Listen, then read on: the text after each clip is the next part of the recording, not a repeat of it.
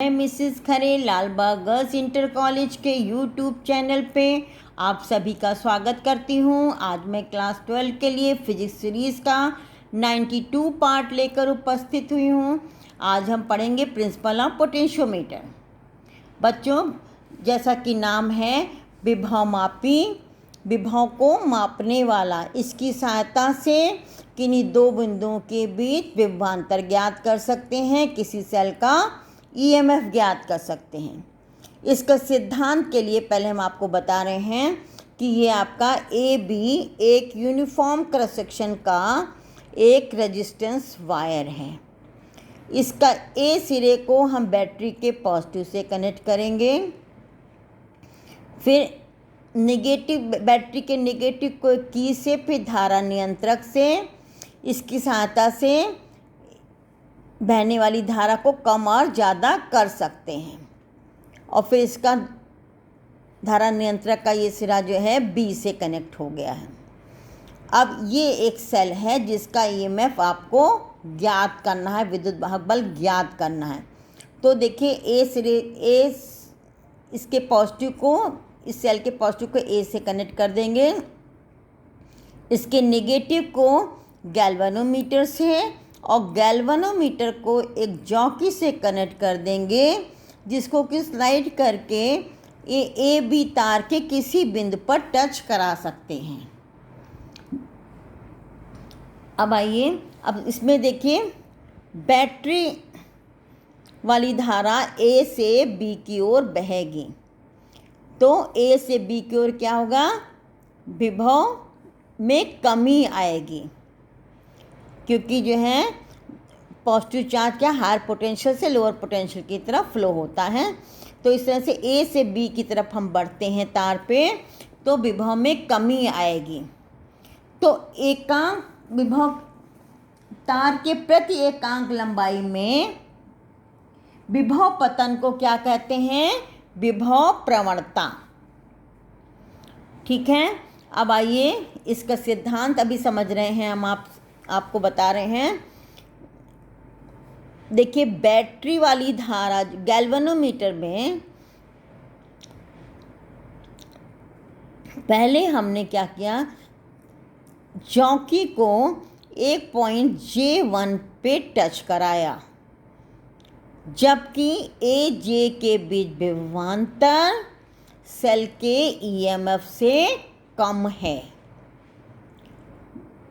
यानी सेल का ईएमएफ ज़्यादा है और ए जे के J1 के बीच विभवांतर क्या है, कम है। तो देखिए बैटरी वाली जो धारा है वो गैल्वेनोमीटर में किस मार्क से जाएगी, ये आपकी इधर AEJ1 मार्क से, और सेल वाली धारा जो है EAJ1 इस तरह से जाएगी। लेकिन सेल वाली धारा की अधिकता है, इसलिए रिजल्टेंट करंट जो देखिए गैल्वेनोमीटर जो है ये सेल का डिफ्लेक्शन जो है ये दिखाता है धारा की दिशा को रिप्रेजेंट कर रहा है। तो देखिए बैटरी वाली धारा तो गैल्वेनोमीटर में यूँ आ रही है, ऐसे जा रही है, और सेल वाली धारा गैल्वेनोमीटर में यूँ आ रही है। समझ में आ रहा है?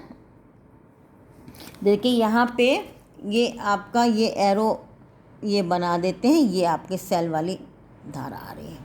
तो दोनों धारा अपोजिट जाएंगी, लेकिन क्योंकि जो है सेल का ईएमएफ अधिक है तो सेल की धारा की अधिकता होगी, तो रिजल्टेंट करंट जो है गैल्वेनोमीटर में यूँ फ्लो होगी, ये डिफ्लेक्शन एक साइड चला गया। ठीक है, अब जो है जॉकी को J1 से हटा कर J2 पे टच कराया, जबकि ए J2 के बीच विभवांतर सेल के ईएमएफ से अधिक है। अब क्या होगा, बैटरी वाली धारा की प्रधानता होगी। तो बैटरी वाली धारा किधर से जा रही है, बैटरी वाली धारा यूँ आ रही है, ऐसे जा रही है गैल्वेनोमीटर में, और सेल वाली धारा यूँ आ रही है। अब बैटरी वाली धारा की प्रधानता है, तो रिजल्टेंट करंट कैसे बहेगी, ये आपकी यूँ आएगी,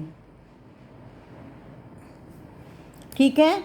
अब जो है क्योंकि गैल्वेनोमीटर में धारा की दिशा बदल गई है, तो क्या होगा, जैसे डिफ्लेक्शन J1 पे टच कराने पर इधर डिफ्लेक्शन हो रहा था, J2 को टच कराने पर इसके विपरीत डिफ्लेक्शन हो रहा है।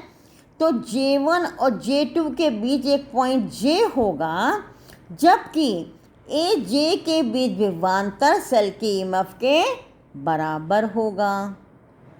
समय उस समय सेल से कोई धारा नहीं ली जा रही होगी, सेल ओपन सर्किट में होगी।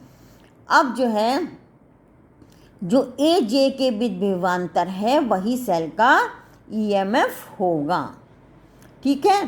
तो अब देखिए विभव प्रवणता वाली बहने वाली विद्युत धारा और 1 सेंटीमीटर लंबाई का प्रतिरोध है ना।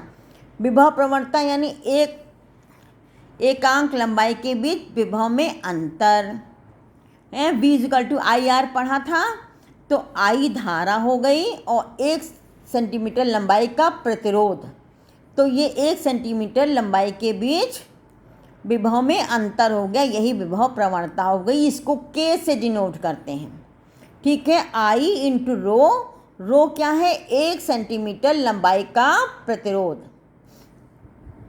अब मान ली AJ की लंबाई, यहाँ पे लंबाई जो है L है, तो विभव प्रवणता बराबर क्या हो गया, V बराबर विभव क्या हो गया, विभव प्रवणता इंटू लंबाई, एकांक लंबाई के बीच विभवांतर इंटू L, यानी L लंबाई के बीच विभवांतर, यही क्या है, EMF हो जाएगा। B बराबर K इंटू L, B बराबर E बराबर K इंटू L। अब अगर L, अब नल पॉइंट मालूम हो गया है L लंबाई पे, अब विभव प्रवणता अगर मालूम हो तो हम जो है सेल का EMF ज्ञात कर सकते हैं। इसके लिए हम स्टैंडर्ड सेल लेंगे, ये वेस्टर्न कैडमियम सेल है, इसका EMF इतना होता है 1.0184। यहाँ पे हमने ये स्टैंडर्ड सेल लगा दिया है, उसके लिए नल पॉइंट निकाल लेते हैं। मान लीजिए L डैश पे आया है, तो K इंटू L डैश बराबर इतना हो गया, तो K का मान निकल सकता है। अब इस बीच आपको धारा के मान को चेंज नहीं करना है। धारा जब चेंज हो जाएगी तो विभव प्रवणता बदल जाएगी। ठीक है। अब आइए विभव मापी की सुग्राहिता,